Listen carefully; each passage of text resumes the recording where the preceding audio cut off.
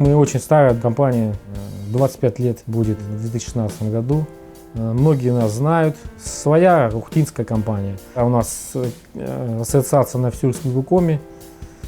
Пивоваров Константин Эдуардович, это заслуга его, конечно, он хорошо это сделал, что вся республика как бы подключена к слову ГСП. Плюс он ездит всякие на ассоциации в Москву, там ассоциация кабельного телевидения, там и в журнале нас печатали как лучший проект, по-моему, это кабельчик, там журнал. Мы ухтинская компания, которая работаем для жителей Ухты и для лучшего развития сервиса в Ухте. Другие компании, они, конечно, глобальные на всю Россию. У них есть свои плюсы в этом, но есть и минусы, потому что там связано все с Москвой. Поэтому, может быть, какие-то вопросы им тяжелее решать. 2 февраля компании исполнится 25 лет. Компания создавалась предварительно как телемастерская, единственная частная телемастерская в городе. Была государственная мастерская, а я создал частную. Вот. Вначале вообще работали в 16-й школе, в гаражах, так что и детей там учили. Ну а там дальше очень просто. Устав предприятия, постановка в налоговые органы, полная легализация бизнеса, подыскивание помещений, аренда этих помещений, создание рекламы. Как любое предприятие начинает работать, набирание штата, обучение штата, чтобы этот штат мог работать на город, получать доход, чтобы могла компания, и отчислять налоги. 25 лет – огромный срок. У нас очень широкий диапазон охвата данной территории, да, это касаемо не только мога города Ухты, но это поселки городского типа, это Водный, Ярига, Шудаяк, поселок Дальний, поселок Подгорный. Вот, такие как поселок Юрмазы, Озерный. Это я касаемо только города Малой Ухты. Но дальнейшие нашими партнерами, с которыми мы работаем, скажем так, да, так называемыми агентами кабельного телевидения, ну, это, которые курируем непосредственно мы и мой технический отдел, это поселок Зеленец, Синдер, поселок Троицко-Печорск, Войвож, Нижний Одесс, Сосногорск по республике Коми. Наша компания сделала упор на развитие по предоставлению услуг связи именно в формате телевидения. Достаточно быстро, помимо социального пакета эконом, да, это 18 каналов, которые мы предоставляем, был введен дополнительный расширенный базовый пакет из 60 каналов, аналоговой трансляции. У нас есть общее собрание, ставится задача, делается подбор каналов нашим техническим отделом, предоставляется на рассмотрение генеральному директору. Дальше рассматривает генеральный директор и принимает решение, какие каналы включить в данную сеть, какие можно заменить. Выбор каналов происходит по рейтингу наиболее просматриваемых каналов, то есть аудитории наших абонентов. Ну и, конечно, уже сама тематика каналов, более интересные каналы мы туда включаем. Даже в эконом-пакеты у нас включены более интересные каналы, чем находится сейчас в эфире в цифровом формате, да, но в эфире трансляция нашего РТПЦ. Мы начали подключать абонентов в 1995 году. Начала компания потихонечку перепрофилироваться из оказания услуг по ремонту, перепрофилироваться оказание услуг по приему спутникового вещания. Это НТВ+, тогда было всего лишь 4 канала. А ведь тогда кабельного телевидения-то как такового не существовало. Существовали некоторые так называемые домовые сети, которые крутили видеомагнитофоны. Вот. Надо было все это улучшать, поэтому начали в этом плане работать. Технически было необходимо посмотреть, а что можем вообще принимать, а какие спутники висят. Это сейчас у нас куча спутников, а тогда не было, поверьте, не было. Тогда было в Ухте было всего лишь два канала, это ОРТ и РТР. Больше не было ничего, все. Интернета не было, так что этими 2 каналами и кинотеатром юбилейный с дружбой, вот все, что наше развлечение было. До того, как устроиться в ГСП, я поработал на разных других предприятиях, и стройки, и всякие разные. Но в ГСП мне очень сильно понравилось, потому что по душе подходит работа, связанная с кабелем, с прокладкой, с работой с жителями. Интересно. Иногда заходишь в квартиру, и общение какой-то, язык появляется с людьми. То есть узнаешь что-то новое от них, интересное. Они рассказывают, ты что-то расскажешь там. Ну, то есть все равно есть какой-то диалог. Это интересно. Интерес работников – это не только любознательность каждого из них. Каждый день приходить и выполнять свои обязанности. Как рутину превратить в страсть? Один из плюсов ГСП – это постоянное внедрение инноваций. у нас в Ухте при ГСП нету научной лаборатории, которая бы что-то разрабатывала. Поэтому здесь главное, что смотреть, не надо изобретать велосипед. Велосипед изобретают умные мужи, мы внедряем это. Вот если что-то хорошенькое появилось, ну почему его не внедрить? Ну вот, в частности, в 2005 году я заказал проект по городу. Этот проект был тогда, ну скажу так, что писк последней моды. Если говорить на русском, аббревиатура будет оптика в здании, как она звучит на английском, это Fiber to the Building. Тогда это никто не делал, это только-только технология пришла. И вдруг некая, всего лишь маленький городок Ухта заказала такой проект, сумасшедший. И что мы сделали?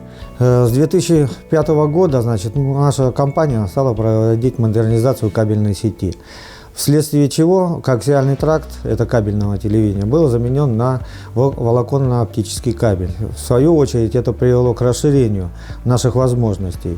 Не только, скажем так, транслировать аналоговые каналы, но и ввести уже цифровой формат в системе MPEG-2 и MPEG-4. Это система SD, значит, цифровой сам формат, и HDTV, это формат высокой четкости.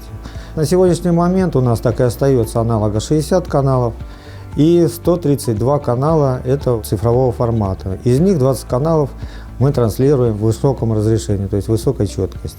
Ну и того, если сложить эту всю сумму, да, у нас получается 196 каналов. У нас подключен целый город, практически все улицы города Ухты, практически все дома у нас подключены. Подключен Озерный, да, как я уже сказал, УРМЗ, то есть у нас кидаются новые ветки, там каждый месяц, сейчас зимой не знаю, как это будет продолжаться, но Озерный, УРМЗ, то есть в планах подключить прям целиком все это охватить. Когда мы запустили часть услуг подключения к интернету, я с кабельным телевидением стал меньше заниматься, именно конкретно я. Вот, стал больше заниматься интернетом, соответственно, подключением. Ездили в Москву с Александром Зотовым на обучение по обслуживанию оборудования компании Hewlett Packard. Вот и мы с ним начали, грубо говоря, с помощью начальства, выделения денег, все стали строить подразделение интернета, сети. Зотов попозже устроился, через полгода, а мы начали тут. У нас есть работник Володя Сельцов, старожил наш, как говорится, он уже 16 лет, по-моему, работает. Вот с ним мы вместе все это начинали делать вдвоем, грубо говоря. Начинали вот тут строить сеть, прокладывать, первых абонентов подключать. У нас даже был отдельный форум раньше, потому что через космонавтов нужно было пробросить оптический кабель. Это была трудоемкая работа. Во-первых, выдавать надо было с энергетиками, что там это, высоковольтная линия идет. Поэтому у нас как бы было две части, две сети. Потом мы все это объединили, и вот одна общая сеть большая. Вот это тоже очень интересная работа. Работать с оборудованием, настраивать свечи, коммутаторы, проводить, значит, все эти коммуникации, работа с оптикой, сварка оптики. Процент проникновения, по некоторым данным, порядка где-то 40%. Это максимум в некоторых домах. Средний процент проникновения порядка 15-20%. Я считаю, что это довольно неплохая цифра. Почему? Потому что конкуренция в городе достаточно высокая. И кроме нас в доме еще есть 2-3 провайдера. Почему нам доверяют так много ухтинцев? Одна из причин – честность. ГСП – единственная компания, которая выдерживает обещанную интернет-скорость. Мы действительно выдерживаем скорость, то есть заявленную. Человек пишет договорчик, да, указывает скорость, которую хочет, чтобы у него была. Вот. И, собственно, меньше не бывает. То есть, предположим, он хочет 12, выдается ему там 15-16. То есть по поводу скорости у нас выдержка стопроцентная, даже больше выдается, чем необходимо. Опять же, все зависит от того, как замерять скорость. Если, скажем, закачивать популярные торренты, то скорость, она будет видна, будет видно, что она выдерживается. А, скажем, на некоторых других ресурсах, на том же спид-тесте, если смотреть скорость закачки и скорость отдачи, скажем, на удаленных точках в Европе там, или в Америке, может быть, то естественно, что канал не будет показывать полную скорость по тарифу. Это зависит от многих факторов. Есть, конечно, и другие ресурсы, но нет гарантии, что на них скорость будет та, которая у них должна быть по тарифу. Почему? Потому что неизвестно, где расположен сайт, неизвестно, в каком дата-центре он расположен, какой канал до этого сайта используется. Возможно, там 100 мегабит, гигабит, 10 мегабит. Поэтому оценивать скорость, которую предоставляет тебе провайдер по каким-либо сайтам, это некорректно. Бывали проблемы, когда человек звонит, говорит, что у него там несколько дней уже не работает, а там оказывается, что стоит ноутбук, табуретка, на ней стоит ноутбук. Спрашиваешь, у вас Wi-Fi? Он говорит, нет. А кабель где? Он вспоминает, кабель, достает его из шкафа там, или еще откуда-то, вставляем в компьютер, и все работает. Он просто забывает вставлять кабель в компьютер, даже такие бывали. У абонентов бывает такое, что на компьютерах бывает много вирусов, бывают каких-то, скажем, ненужные программы люди загружают. Но ненужные программы — это адвары, так называемые, или вирусные программы. Иногда человек неосознанно их загружает. Почему? Потому что он видит какую-то рекламу, и, например, он нажимает, чтобы отказаться от нее. Ну и в это время, возможно, происходит загрузка на компьютер. И эти маленькие программки, которые у него на компьютере потом находятся, они начинают ломиться в интернет. Я здесь работаю уже порядка 6 лет. Все люди, конечно, приходят разные к нам, поэтому приходится как-то подстраиваться, договариваться с человеком. Вот их не устраивает, например, время, что монтер, например, придет к ним, там, допустим, в районе с 3 до 4. Они, например, дома бывают только с утра. Конечно, мы стараемся как-то так составить заявку для монтера, чтобы он подошел именно к этому человеку пораньше, в удобное для него время. С момента обращения абонента к нам с проблемой, по закону мы обязаны выполнить ее в течение 3 рабочих дней. Но, как правило, выполняем мы их либо в тот же день, либо на следующий день, если уже этот день расписан. Когда я прихожу к абоненту в квартиру, уже непосредственно для ремонта, время ремонта в среднем у меня примерно составляет полчасика, все зависит от проблемы. Если же компьютер настолько мертвый, что нельзя выполнить, то обычно предлагаем переустановить операционную систему и так далее. То есть все эти вопросы решаются. Незаконно люди подключаются, значит, абоненты сразу другие ухудшают сигнал, они начинают жаловаться. Наш сотрудник приходит, смотрит, что квартира незаконно подключилась, и оформляется все это. За 2 года до 500 человек доходит, да, иногда разных, потому что люди-то меняются. У нас есть служба безопасности человека, который проверяет все, разговаривает с людьми. Бывает такое, что сейчас, видите, много продаж квартир, смена собственников. Одни не успевают подать заявление или вообще не подают заявление. Были абоненты, уехали, переехали. И новый жилец заезжает, смотрит кабель, он даже не знает, что он подключен. Конечно, по сути, там он понимает, что много каналов откуда-то поступает, но просто не звонит, не обращается. И к нему приходишь, он нормально относится. Все хорошо, я приду, подключусь официально. Подключение происходит в течение 3 дней по закону, да, но у нас практически человек приходит, пишет сегодня, там либо сегодня, либо завтра уже его подключают. Процесс подключения представляет собой написание заявления с паспортом человека здесь у нас в офисе, и, собственно, бригада подключения едет к нему домой и тянут кабель. Все происходит довольно быстро. С чердака кабель тянется к человеку прямо в квартиру и, собственно, настраивается. Все быстро, просто. Интернет всем хочется, качественный, скоростной. Мы стараемся предоставить. Конечно, бывают случаи, проблемы с энергетикой, потому что все-таки мы связаны к электричеству. У нас оборудование есть активное, которое связано. И при ремонтах, каких-то работах или аварийных у энергетиков у нас страдает тоже сеть наша. Но мы стараемся делать где-то запасные варианты подключения электричества, где-то источники беспроводного питания ставим, чтобы какое-то время можно было. Это спасает. И все. Но есть, конечно, ситуация, когда и страдают наши же абоненты от того, что, допустим, где-то у нас тоже авария какая-то случилась. С 2006 года, по 15, за 9 лет, как оптика в действии работает, как говорится, случаев выхода из строя оптического кабеля на нашем участке не было. То есть никаких диверсий, там кто-то кабель порезал, еще такого не было. Слава богу, что люди все-таки есть, кто там медь по чердакам собирает, все-таки обращает внимание, что это оптический кабель, а не медный.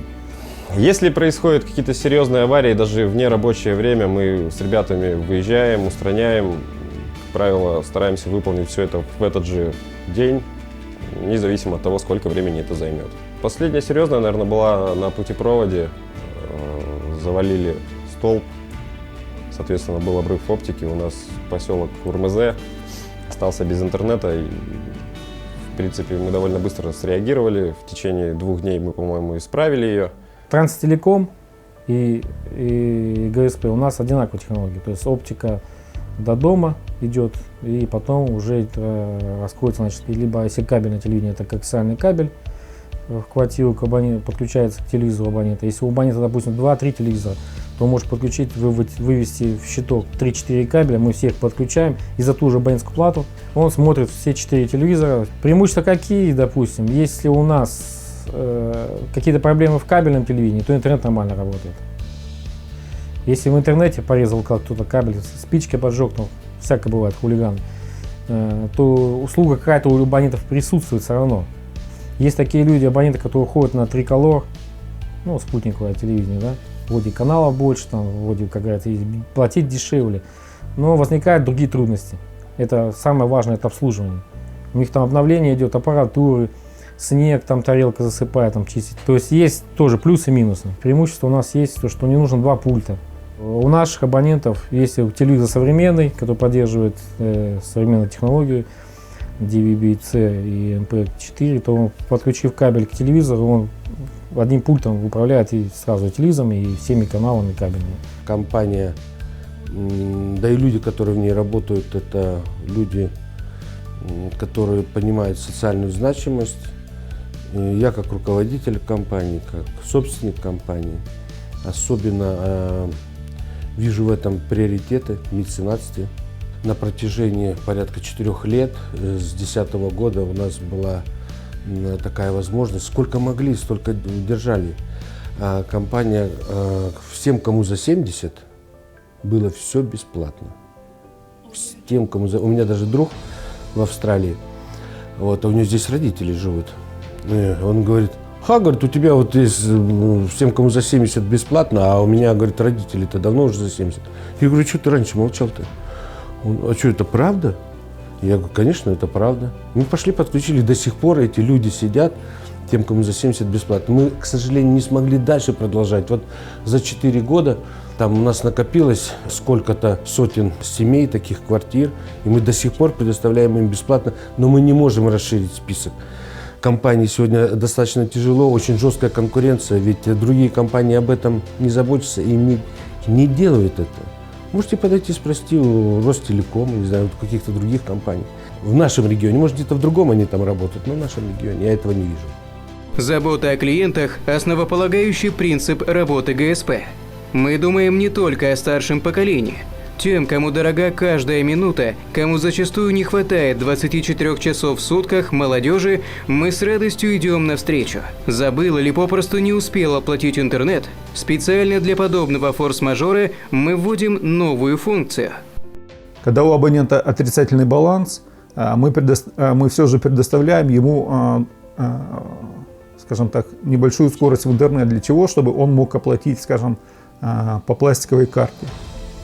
Для пластиковой карты требуется авторизация на серверах безопасности банков, и для этого мы немножко оставляем интернет, и люди беспроблемно могут оплатить, ну, там, скажем, долг какой-то или еще что-то. Но в ближайшее время, я думаю, скорее всего, в конце декабря, возможно, даже в начале января мы запустим услугу «Обещанный платеж».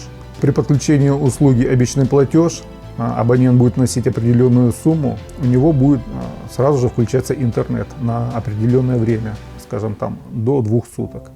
Кроме того, регулярно проходят различные акции. Если раньше подключение было, допустим, платным, на Новый год это всегда делалось бесплатно.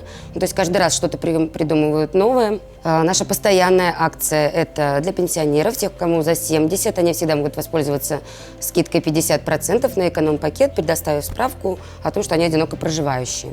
На сегодняшний день у нас стартовала акция в честь 25-летия компании «Подари подарок своим родным, близким, если им уже исполнилось 65 лет, и они одиноко проживающие, то есть они могут воспользоваться также 50% скидкой на любой пакет, как эконом, так и цифровой.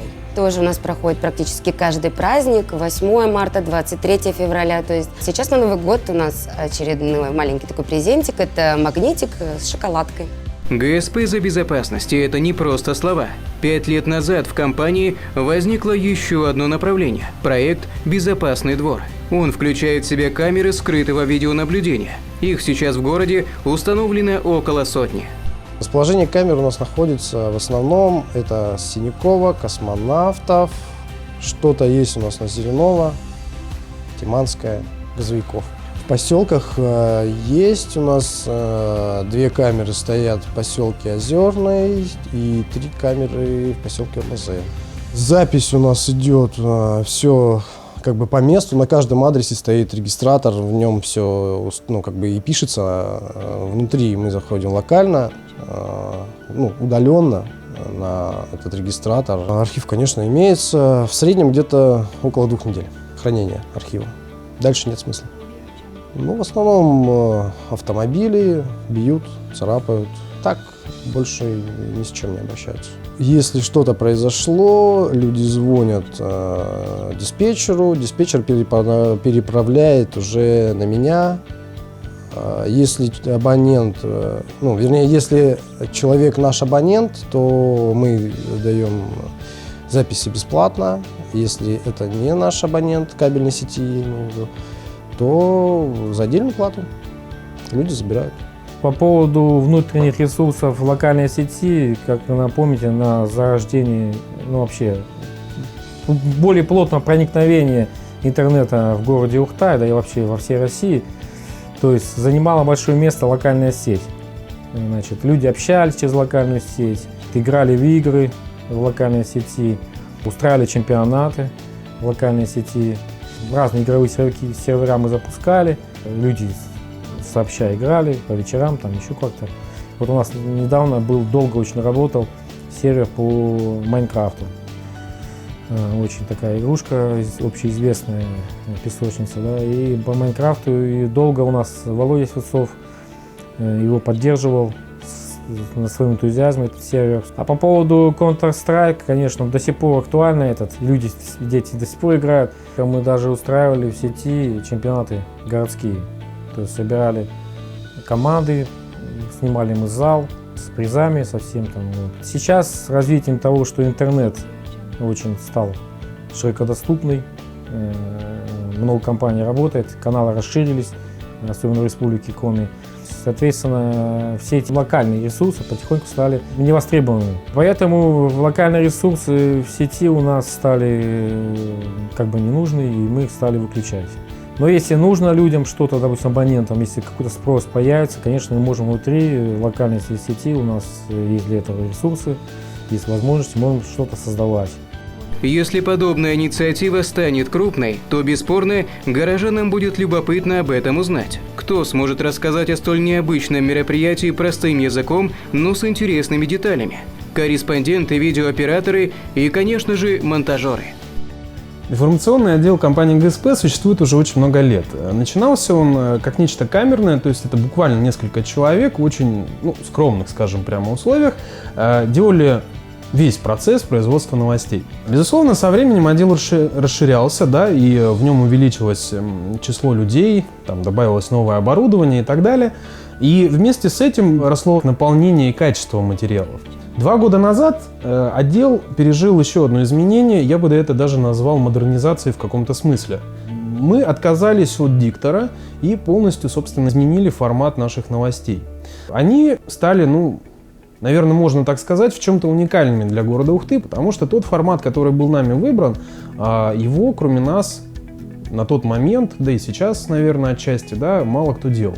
Но я думаю, один из несомненных плюсов – это компактность и динамичность подачи, потому что такие видеоматериалы не требуют много времени для просмотра и поэтому вполне соответствуют потребностям многих современных людей, которые зачастую не располагают большим количеством времени, но при этом хотят оставаться в курсе последних городских событий. И тем более это касается интернет-аудитории, то есть людей, которые ценят свое время и хотят получать информацию в таком сжатом и компактном виде.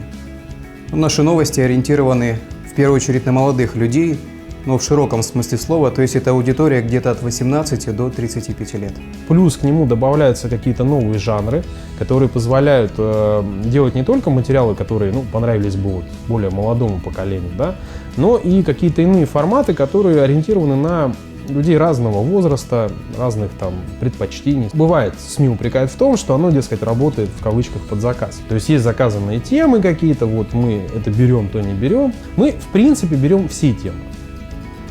Какие бы ни были личностные предпочтения наших там сотрудников, журналистов, корреспондентов, да, то есть берутся весь спектр тем и не делаются каких-либо исключений. Те, которые не берутся, это скорее вот конкретная ситуация, нежели просто там установка, что мы вот это не будем освещать. Информотдел ГСП и вообще все ГСП – это частная компания. То есть она в каком-то смысле может себе позволить более широкий спектр отношений ко всем происходящим вещам в городе, республике, стране, и мире, собственно. Мы стараемся освещать темы, исходя именно из интересов наших зрителей, а не из интересов тех или иных людей или организаций. Работая здесь в Ухте, у нас есть свои направления деятельности, которые мы помогаем. В частности, вот, допустим, мы организовались как предприниматели города, да, мы проводим разные акции и готовим подарки детям. У нас, напомню, порядка 1400 детей, которые, к сожалению, не устроены. И вот мы стараемся вручить эти подарки. На 70-летие Победы, на любой день Победы мы всегда готовим каши. Поверьте, столько всяких рассказов. Там памперсы, дом малютки, дом ребенка. Постоянно что-то делаем. И вообще скажу, что за нас предприниматели вот очень часто с экрана говорят: вот они торгуют водкой. Есть уроды, а что сделать? Везде есть уроды. Но не надо говорить, что предприниматели все плохие. У нас в Ухте очень огромное количество предпринимателей, которые заботятся о наших пожилых людях, о городе, о красоте. Так что в этом есть прелесть меценатства, какой-то благотворительности. Как говорит Марина Маракулина, плохие люди к нам не ходят. И это верно. Абоненты ГСП самые внимательные и интересные и всегда с хорошим настроением. 25 лет – это не только наш юбилей, это четверть века вашего доверия.